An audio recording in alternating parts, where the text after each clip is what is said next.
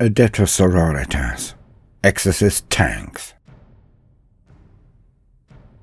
They had been hammering at the defences for days, unrelentingly, unremorsefully, without any form of pity. The void shields were barely holding out, but could not possibly stand in the face of the forces that were now arrayed before the very walls of the hive.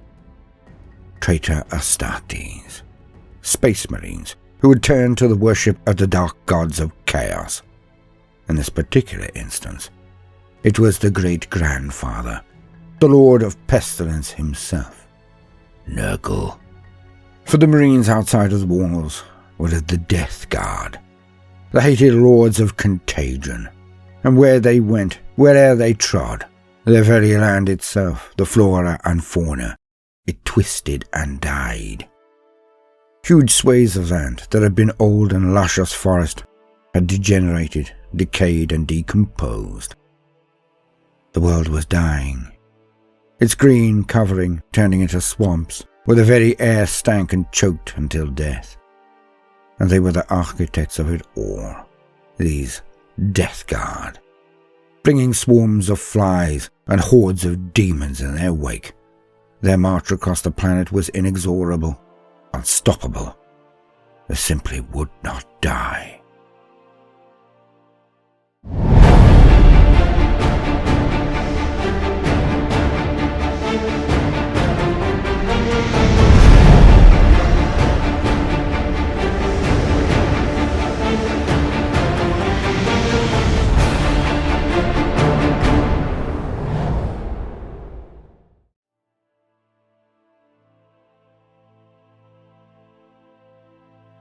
Las rifles and guns were fired by ranks of Imperial Guard, the Astra Militarum, enough to bring down Tyranid feeder beasts or even orcoid squigoths.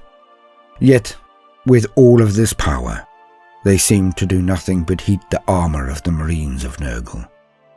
Pieces would drop or scorch off if their ranks were hit by concentrated fire, but when the dust settled, out of the burning debris, the smoke, would stomp the units of the Death Guard, always moving forward, slaying anything in their path. And so it was that the forces of chaos had camped outside this Fornea hive. The shrines of the megacity were a thing of beauty, their multitudes of spires rising up to the skies in perpetual arias to the majesty of the God Emperor of mankind.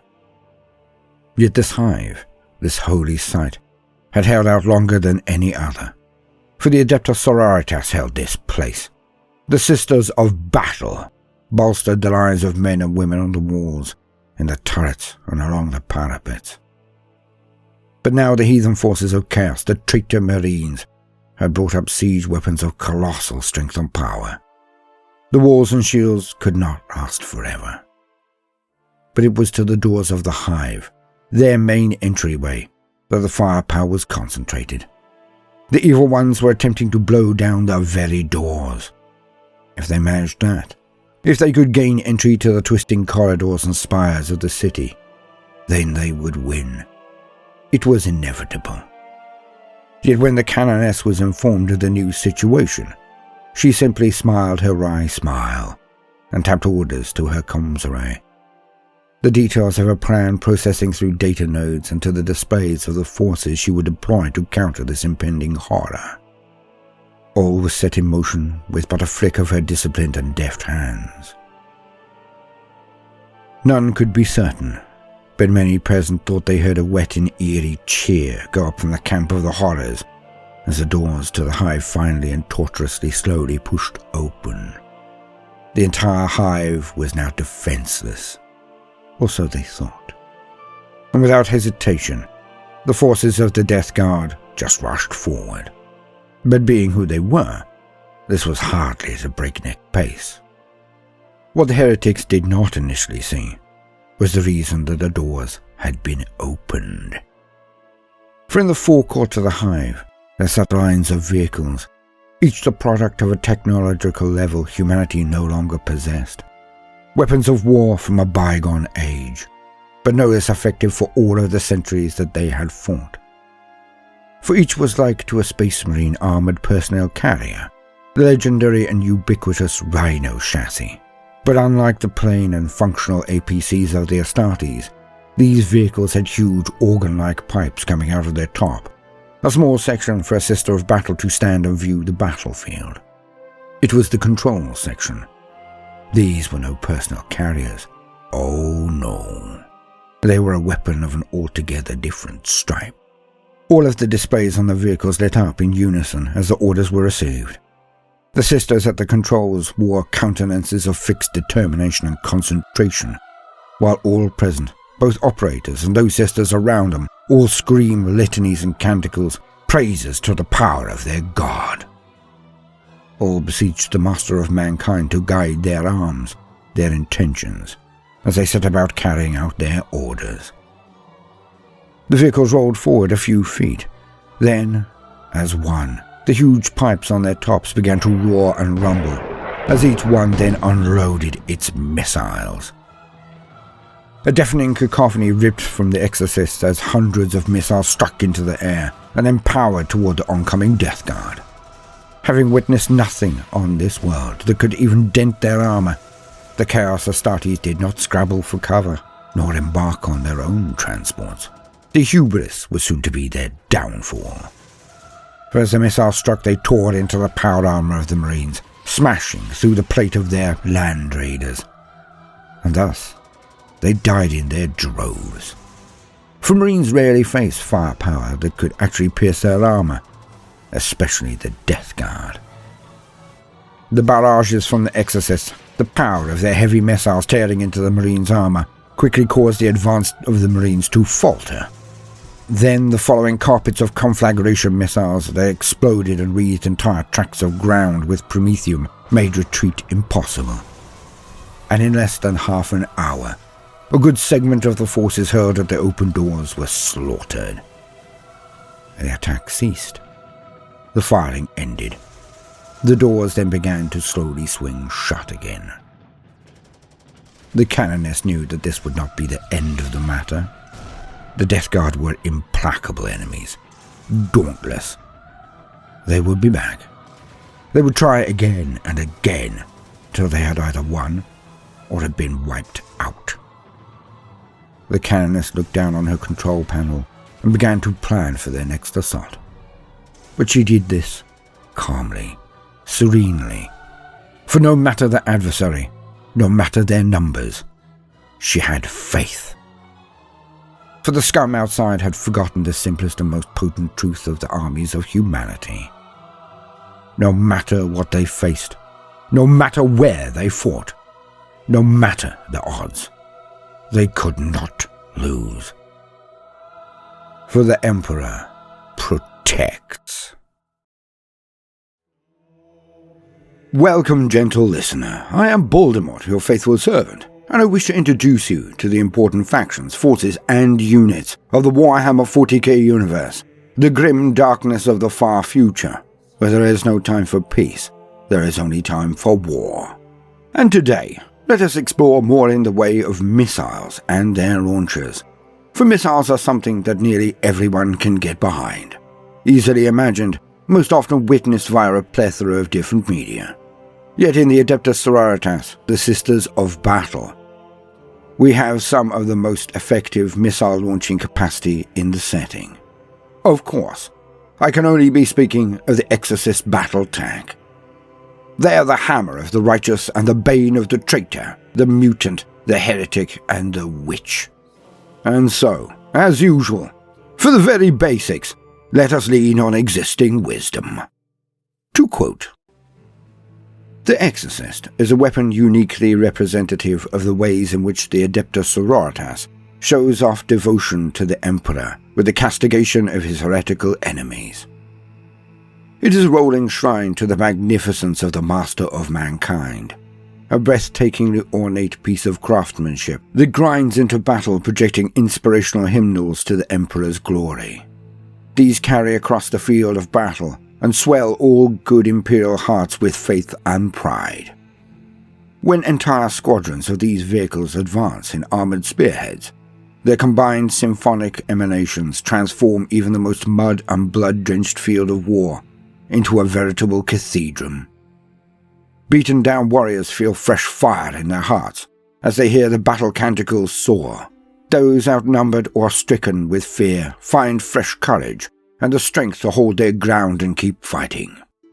And then the Exorcist's first rocket salvos scream down into the enemy's midst, and the entire face of the battle changes. Far more than mere inspirational idols, Exorcists are mobile artillery tanks whose firepower is both long-ranged and prodigious. With every flurry of notes performed by the battle sister artillerist, targeting solutions are cogitated, impact coordinates uploaded, and batteries of high explosives or incendiary rockets sent skyward. These thrice-blessed payloads soar high on arcing contrails before raining down to strike the Emperor's foes from on high. Shockwaves roll outwards, rapidly expanding blooms of fire and smoke containing swirls of mangled limbs and shattered wreckage from enemy warriors and war engines. The foe's spearhead advances are reduced to shattered scatterings of shell-shocked victims as missile after missile strikes down. Even the enemy's aircraft are not safe, for to be caught amidst the sky-scouring eruptions of an Exorcist missile volley is a terminal experience for all but the most supremely skilled or devilishly fortunate pilots. Not for nothing are these vehicles named, for with faith and fire they bash the heretical foe with terrifying efficiency. For all their magnificence, Exorcists are ancient and dimly understood weapons of war. Many have served since the age of apostasy. Their machine spirits are venerable and ofttimes temperamental, requiring constant maintenance and exhaustive prayer rituals to sustain an optimal operating capacity. Even then, it is not unheard of for an Exorcist to falter or malfunction mid-battle. To the Adepta Sororitas, however, such incidences are just further proof of the Exorcist's inherently holy nature. So saturated are Exorcists with the Emperor's holy power, the sisters claim, that on occasion the vehicles are moved to spells of insensate rapture, their machine spirits transcending the concerns of the material altogether as they experience moments of religious epiphany beyond mortal understanding. Of course, this is scant comfort to allied warriors suddenly shorn of the supporting volleys upon which they were counting to drive back the foe. However, when the Exorcists operate correctly, which is the vast majority of the time, the devastation they wreak is so catastrophic that their occasional spells of inchoate mechanical bliss can be forgiven. The Exorcist exists today in two different patterns. The original Prioris pattern, which originates from the forges of Mars, and the Sanctorum pattern, which is constructed on Ophelia 7. Due to Mars being the closest forge world to Terra, and the Holy Emperor himself, any Prioris pattern Exorcist originating from there is heavily venerated, and each vehicle is regarded as a work of art, as much as a symbol of the Emperor, as a provider of long-range fire support. While the Sanctorum pattern is the most common pattern of the Exorcist, it is not held in as high esteem as the original vehicles, which are blessed from the closer divine presence of the Emperor when they were constructed. The Exorcist is based on the common rhino chassis design, much like many other vehicles used by the Adepta Sororitas. The vehicle is named after its main weapon, the Exorcist missile launcher. The weapon is mounted on top of the tank. The Prioris pattern of the Exorcist features a very ornate launcher system that resembles a large pipe organ and launches the missiles out of its tops. The Sanctorum pattern uses a more conventional missile launching system, and is very similar to the Whirlwind missile launcher mounted on the Adepta Astartes Whirlwind tanks.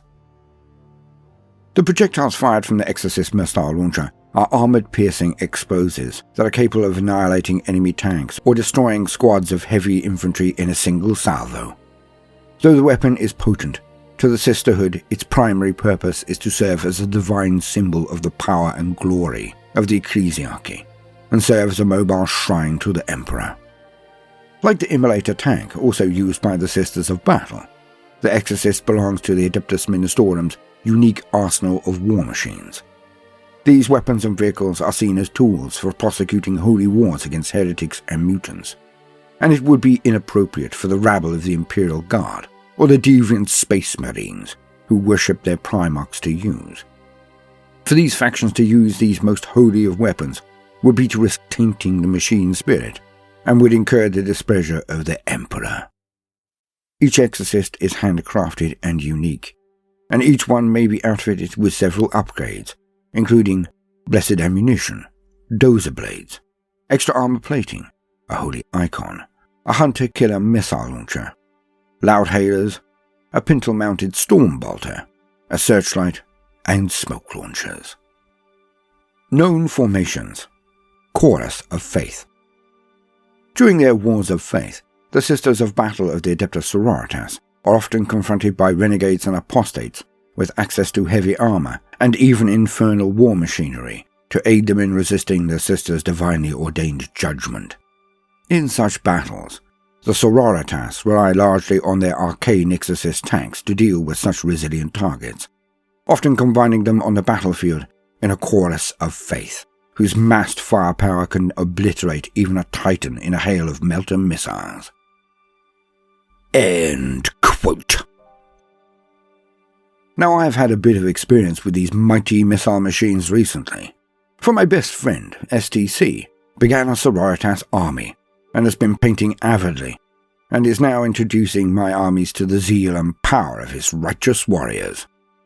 And it can be a hilarious thing to witness, if I am honest, for the model itself so reflects the actuality of the vehicle on the tabletop.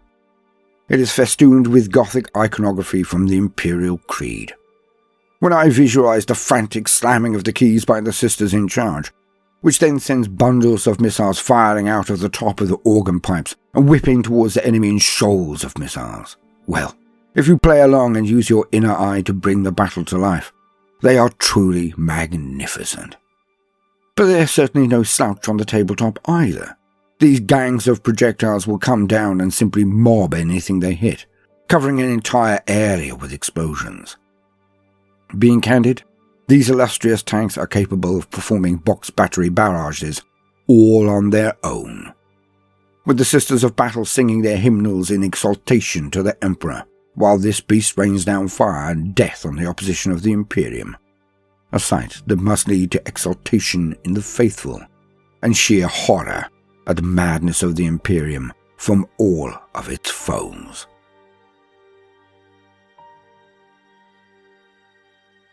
I have been Baldermort, your faithful servant. I hope you've enjoyed this brief introduction to Exorcist tanks. If so, then please do consider liking and subscribing. If you do, then hit the notifications button, as I would not want you to miss out. If you see the worth in what we are doing, then do also consider joining our Patreon, or giving the video a share if that is beyond your present scope. It would be a great boon. Now, no matter what you do today, do try to make some time for fun. Toodaloo.